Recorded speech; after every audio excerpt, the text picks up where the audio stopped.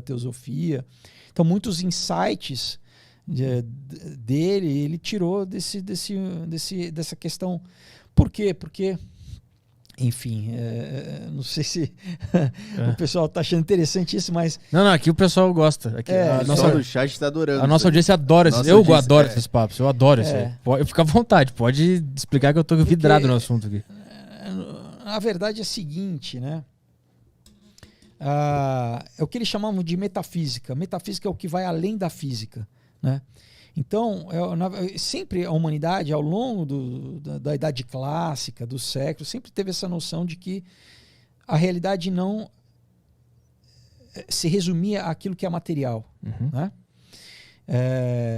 E os grandes, né, os magos, os grandes, né, em vários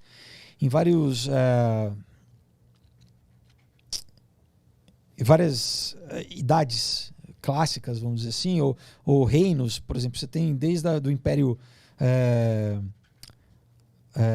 Assírio, Sumério, Babilônico, Grego, Egípcio, Romano, todos eles, ao longo, eles meio que mantinham aí um conhecimento secreto, que eles falavam, não é pro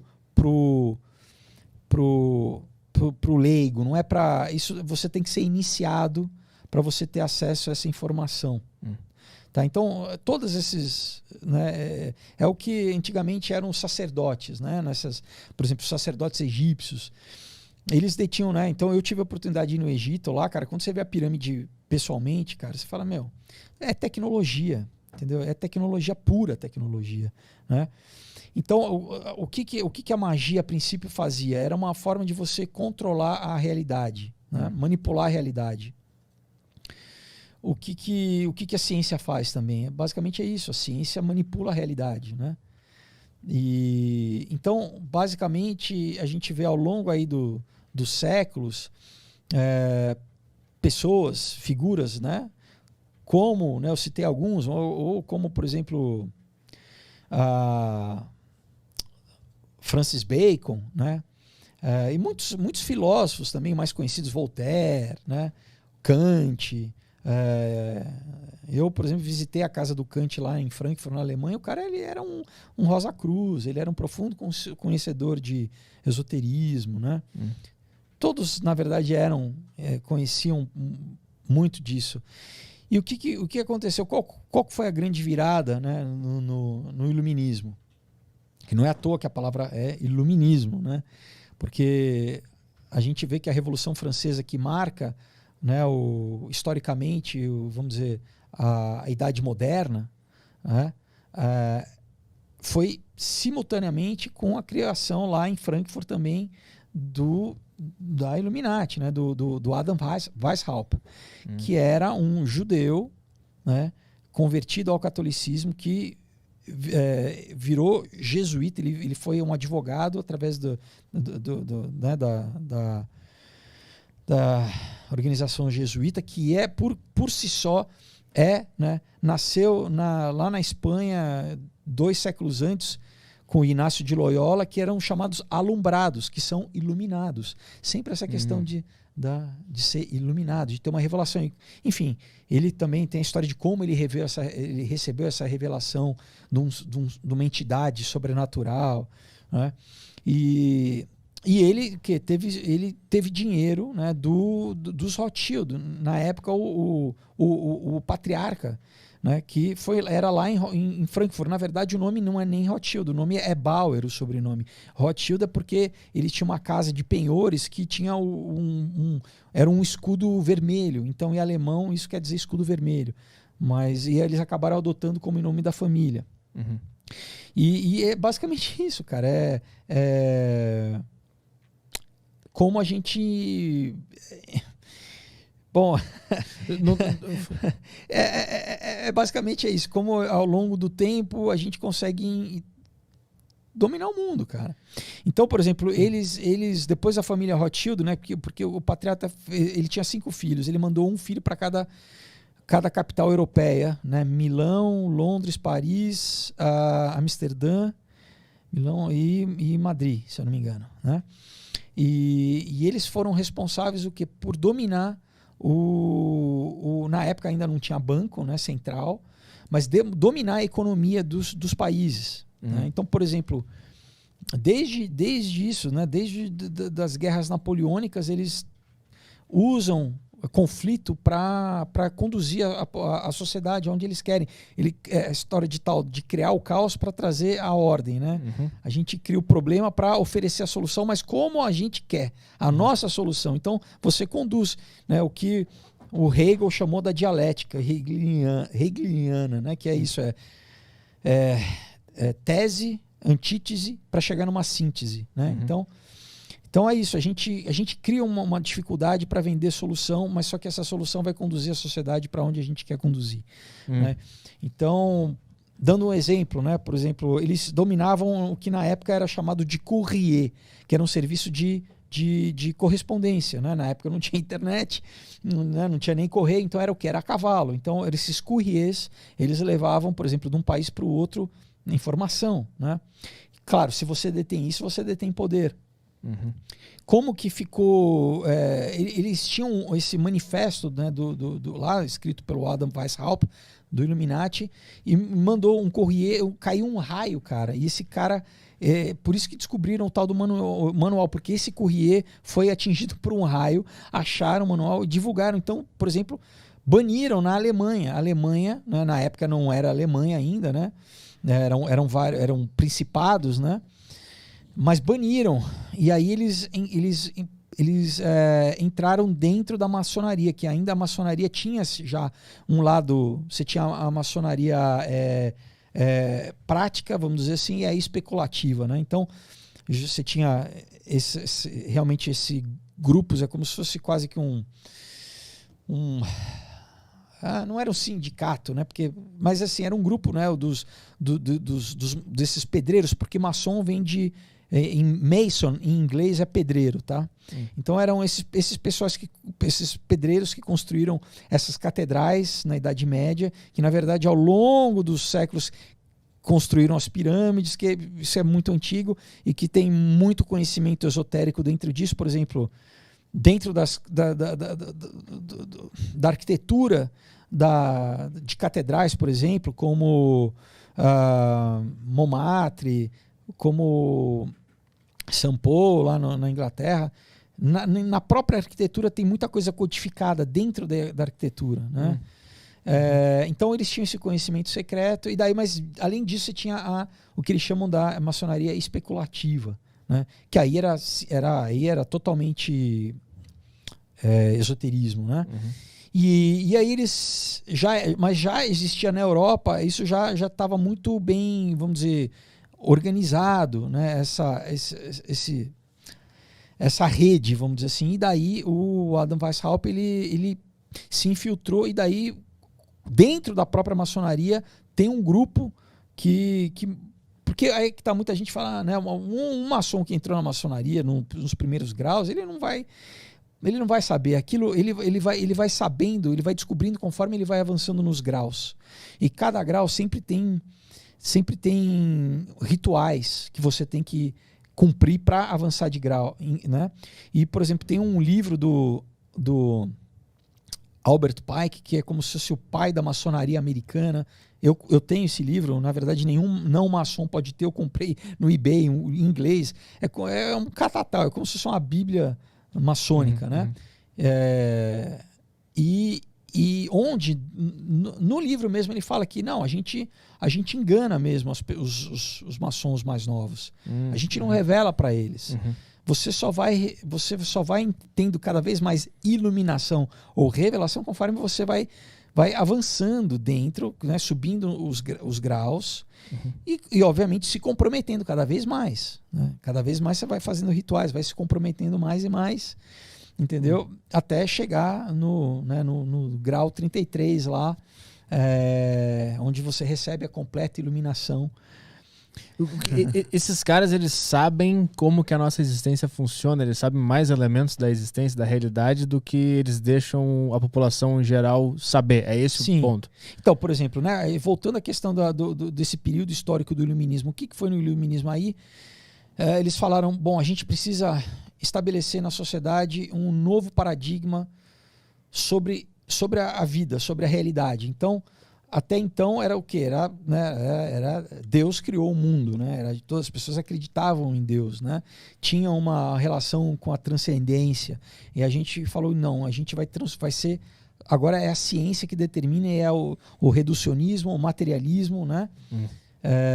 A gente fala, não existe nada, tudo é matéria, nada vai além da matéria, mas só que isso eles fizeram para, vamos dizer, implementar na sociedade, para sacralizar a sociedade, ou porque aí secularizar a sociedade, porque eles mesmos... Todos acreditam, inclusive você não pode ser maçom se você for ateu. Você tem que acreditar numa deidade, que eles chamam de o grande arquiteto do universo. Né? Então, por exemplo, né, antes da Royal Society, foi a primeira organização científica oficial, né, no mundo, né, lá na Inglaterra a ser formada, existia, né, o que deu nascimento à Royal Society era a sociedade lunar, chamava Lunar Society, daí que vem o termo lunático. Quem que eram, por exemplo, pessoas membros, né? Você tinha o pai do Darwin, o avô, o Erasmus Darwin, já era membro dessa sociedade secreta. O Benjamin Franklin também, né, que é um dos que era diplomata americano, que foi um dos pais da Revolução Americana. Todos eram da Lunar Society, que era uma sociedade secreta, esotérica, né? Muitos maçons também, muitos Rosacruzes também, né? Então é interessante você ver que para o público não acredita em nada, mas a gente não, a gente preserva as nossas tradições, né? E depois o próprio Darwin, durante, né, a época aí, então a gente começa a propor o quê? Então, né, o homem não foi criado, né? O homem descende do macaco. A gente cria uma teoria que diz que a vida também é fruto do acaso, porque segundo a teoria da evolução do Darwin, que na verdade o próprio Darwin ali, né, quando ele escreveu lá, né, A Origem das Espécies, ele reconhece que ele não conseguiria dar conta, vamos dizer, ele simplesmente fala do que, e mesmo assim, adaptabilidade dentro de filos, dentro de espécies. Ele não consegue falar de como uma espécie vira outra espécie. Mas ele também falava, olha, ele não conseguia falar sobre a origem da vida, como que do nada sai alguma coisa, né? Como que do imaterial, do inorgânico sai o orgânico, sai a vida, né? Mas já começou a avançar essa narrativa a partir dele, do que, por exemplo, essa galera que eles chamam dos novos ateístas, né? O Richard Dawkins, Richard Dawkins é o ator favorito de todo adolescente, né? Quando eu era ateu, eu fui por cause dele. Eu li os livros dele, fiquei maravilhado. Então, mas depois já apesar dele preferir acreditar que, né, que a sopa primordial, né? Que um bando de minério se juntou porque caiu um raio e isso gerou, né, um ATP, um aminoácido ali, né? Que imagina, né? Como que o olho humano, como que, né, a organização do nosso DNA, que são bilhões cara, é um sistema operacional complicadíssimo para você determinar, né, o funcionamento tô dando um exemplo do uma programação humano, muito, né? muito funda. Isso, né? isso nasceu do acaso, isso veio do nada. E olha que interessante, né? Ele já declarou que ele acha muito mais plausível, né, o ser humano ter sido semeado na Terra por alienígenas. Então, que seria a mesma coisa que ter um Deus, né? Então, acreditar em Deus, a gente não acredita. Agora, acreditar que o alienígena semeou o homem, é responsável pelo homem, eu acredito. Né? Então, basicamente, eu não quero religião. Por quê? Porque junto com a religião vem moral. Na verdade, eu não quero que haja moral. Porque eu não quero que haja lei. Eu quero estabelecer aquilo que é lei. Né? Isso o Marquês de Sade já dizia também no século XVIII, que também é um dos responsáveis pela Revolução Francesa. Então você vê que tem uma linha de pensamento histórica que é basicamente essa. No fundo, do homem falar assim, não quero que haja certo e errado, eu quero determinar aquilo que é certo e errado, né? E que casa um pouco também com vamos dizer assim, os preceitos do satanismo, né? Você vai ver o Aleister Crowley, que foi um satanista famoso do século passado, né? Que influenciou os Beatles, influenciou os Rolling Stones, influenciou Raul Seixas aqui no Brasil, Paulo Coelho aqui no Brasil, toda a cultura pop dos anos 60 ele influenciou, né? Um cara abertamente satanista, né? Ele nunca escondeu. Inclusive ele se auto-intitulava a besta. Vamos dizer assim, a máxima do satanismo é essa: faz o que tu queres porque tudo é da lei. Né? Então não aceita, né, a lei, por exemplo, que sustenta a sociedade, que a origem da nossa lei ocidental é os 10 mandamentos que, né, que a gente lê lá na Bíblia. Né? E isso começou a instituir lei. Né? Então, não matar, não roubar, não, né? E a gente só consegue viver em sociedade porque existem essas leis, né? Que de certa forma são até óbvias, seriam o que a filosofia chama de lei natural, né? E o satanismo subverte isso, fala: não, esquece isso, você determina, né? Agora, quem sou eu, né? Um ser humano, imagina todos os homens, todos os seres humanos no planeta determinando aquilo que é certo e o que é errado, da minha cabeça. É caos, né? Acaba... Esse objetivo de enfraquecer a população em geral, ela também vem de um medo de ter uma concorrência. Tipo, se só nós sabemos dessas controle de informação, né? Se o pessoal não souber, eles vão viver mais fracos, mais burros, mais para baixo, e a gente vai ter o poder. Também é esse objetivo. Sim, e isso, novamente, isso é, cara, ao longo da história é conhecido, né? Por exemplo, né, citar Roma já falava do tal do pão e circo, né? A gente não quer, a gente quer, né? Na época você tinha a classe de escravos, mas mesmo os cidadãos, a gente quer, deixa o pessoal ali tendo, né, no Coliseu, se divertindo, né? E dá pão, dá comida e diversão. E o resto deixa que a gente organiza, a gente administra. Nós somos a elite, né? E ao longo da história isso tem se repetido. Maquiavel, na Idade Média, ele repete a mesma coisa, né?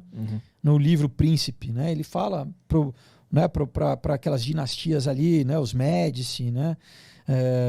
Na Itália, na época que também, né, novamente, não existia a Itália como um país, mas eram principados, né?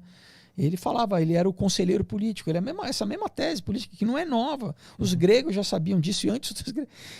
Sim, a gente mantém a massa, né, que hoje massa de manobra, o gado. O que? É tirar conhecimento, é deixar o povo ignorante, né? Então deixa no funk, no pancadão. Né? E como é que isso ele se transfere para o mundo de hoje nos poderes centrais que existe? Por exemplo, a gente estava falando antes da ONU, daqueles órgãos centralizados que ninguém sabe quem manda. Sim. Isso é uma consequência direta de tudo isso que a gente está falando. Sim, e eles sempre são totalitários.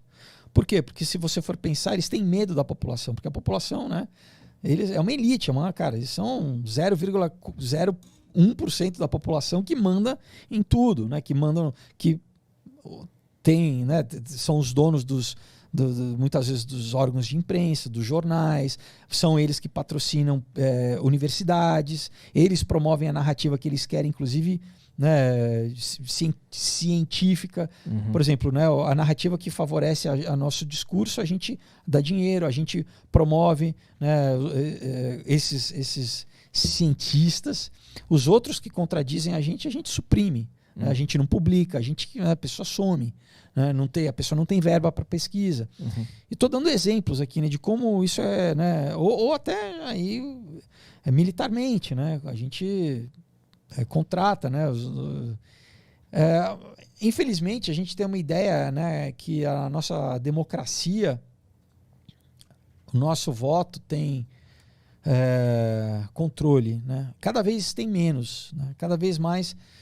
Esse termo a gente tem que entender, né? Democracia, tecnocracia, que isso surgiu nos anos 30 com esse termo, com esse nome, na Universidade de Colômbia, nos Estados Unidos, tá? No século passado, onde eles já pensavam, vamos dizer, eles já pensavam há mais tempo, mas eles já publicamente, tinha publicação, tinha uma revista, né, publicada, Technocracy, onde ele já falava assim: a gente vai controlar a sociedade através de recurso natural, de controlar o que a população pode consumir. Na época eles falavam da caloria corpórea, quantos joules cada pessoa gasta por dia. Então, cara, é psicopata. A gente literalmente... E é isso. Então, o que a gente tem visto ao longo aí do tempo, né? E claro, enfim, eu gosto desse assunto, né? Por isso que eu pesquiso e já li muito, desde, né, da Sociedade Fabiana, onde tinha pessoas como Bertrand Russell, né, o Aldous Huxley, que escreveu O Admirável Mundo Novo, o Julian Huxley, irmão dele, que foi o primeiro diretor da Unesco, né, logo quando foi inaugurada as Nações Unidas. E todos, enfim, David Rockefeller, já falei dessas figuras, né? O Harry Kissinger, o Zbigniew Brzezinski, são essas pessoas que, cara, é importante a gente entender, conhecer quem são essas pessoas, ler às vezes os livros, o que eles dizem, o que está na cabeça deles. Né? Por exemplo, o Klaus Schwab, que é o presidente do Fórum Econômico Mundial, que fundou em 71 o Fórum Econômico Mundial. Se você ler o livro dele, ele tem um livro chamado A Quarta Revolução Industrial. Cara, ele promove publicamente no livro a questão da do transhumanismo, sabe? De falar assim, olha, a gente vai fazer uma simbiose entre o homem e a máquina. Aquilo que a gente via em ficção científica, em Black Mirror, o cara está falando publicamente, é o cara que controla uma organização que todo ano reúne a elite global em Davos, na Suíça, e que implementa aquilo que, né, se não é através de país, né, porque muitos políticos que ficam... Pessoal, o presidente fica 4 anos no poder, se muito, tá? Então, tem uma estrutura que manda nessa galera, que paga as campanhas eleitorais, né? Essa galera que realmente manda no mundo e que não aparece. Porque eles controlam a mídia, eles não querem que ninguém saibam, né? Mas eles têm que falar entre eles, então eles tem publicações que eles se comunicam entre si. E, claro, né, você tem que cavucar, mas se você cavucar, você encontra, né, essas informações. Mas então, a ideia deles é essa, é ter esse controle totalitário, inclusive dos nossos corpos, cara. Tem patente já. Agora a gente está vendo o Elon Musk com Neuralink, chip, o DARPA agora semana passada, né, um chip para o Covid, entendeu? Eu não vi isso aí, o que é isso aí? O DARPA é um organismo, um departamento de desenvolvimento lá do Exército Americano, das Forças Armadas, ligado com a inteligência, que eu falo também, cito nos meus quadrinhos, né? Que isso foi publicado agora nos Estados Unidos, saiu, eles criaram agora um microchip para então você não precisa, olha, eu acho muito legal como eles vendem a comodidade para você. Olha, você não precisa mais fazer o exame agora, é só você deixar a gente colocar um chipzinho na sua pele, que a gente vai poder escanear a qualquer momento e a gente vai ver se você tá com Covid ou não. Só que não é só isso, obviamente, né? Óbvio. Vocês vão botar um chip só para ver isso aí, né? Não. Então, o que é? É a desculpa. É o argumento para ter acesso ao nosso corpo. Porque ele já tem patente de leitura das nossas frequências cerebrais, né? Tem várias iniciativas, startups desenvolvendo isso simultaneamente, né? Várias financiadas, por exemplo, pela fundação do Bill e Melinda Gates Foundation, fundação do Bill Gates. Tem uma patente da Microsoft chamada 060606, que exatamente é isso, é sobre como fazer com que o nosso corpo gere moeda cripto. Caralho. Então, cara, você fala... Parece aquele episódio do Black Mirror que o cara fica na bicicleta gerando moedinha pra ele, mas lembra? É isso, cara. Existe a patente já tá registrada. Caralho. E é isso que eles querem implementar. Então, todo o discurso do aquecimento global, mudança climática, você vai ver, daqui a pouco. A CNN, semana passada, também já deu um editorial falando assim: agora nós vemos como a questão do Covid está ligado com a questão do aquecimento global. Não está nada ligado. Eles vão ligar por quê? Porque antes eles já estavam há décadas tentando incutir na população. Não, olha, vocês vão ter que aceitar a nossa socialização global, aqui, nossa taxa de carbono, nosso imposto de carbono, de tudo aquilo que você come, de tudo aquilo que você veste. Você só vai poder vestir o limite que a gente vai dizer para você. Tá? Isso, o Fórum Econômico Mundial publicou em 2016 um vídeo falando de 8 pontos que eles levariam a sociedade até 2030. Não é à toa que casa com a Agenda 2030 da ONU, né, de desenvolvimento sustentável. Dentro desses 8 pontos, o primeiro é assim, você não vai ter nada e você vai ser feliz. Peraí, eu não vou ter nada? Então, acabou a propriedade privada. E não é que ninguém vai ter nada, você não vai ter nada. Você, o povo. Então, nós vamos ter tudo e a gente vai alugar para você tudo. Então, agora eles já estão implementando uma série de empresas, tem várias empresas já implementando um serviço de assinatura. Por exemplo, a Polo Ralph Lauren, né, aquela marca do cavalinho lá. Nos Estados Unidos já tem isso. Então, você não compra mais... Ainda você compra, mas no futuro você não vai mais comprar a camiseta ou a calça, o que seja. Né? Você vai alugar da gente. Mas daí é o que? Então, não é meu, eu não tenho. Né? Mas... Carro, por exemplo, carro tudo automatizado. Também daqui a pouco é isso, né? Você vê que a Ford está fechando as fábricas. Não é à toa. Eles sabem do que vai acontecer. Por quê? Porque você tira a autonomia das pessoas também. Se eu dependo de um aplicativo, se eu dependo só, sei lá, de um serviço como um Uber, eu não tenho meu carro, a minha mobilidade está cerceada. Entendeu? Eu não posso pegar o meu carro e dirigir para onde eu quiser. Né? E se o meu aplicativo tiver linkado a um sistema de crédito social, como hoje em dia já existe na China, se eu não obedecer o que o governo mandar, eles simplesmente bloqueiam o meu aplicativo. E aí tu não pode... É que nem tem um episódio aquele, né? Que a menina...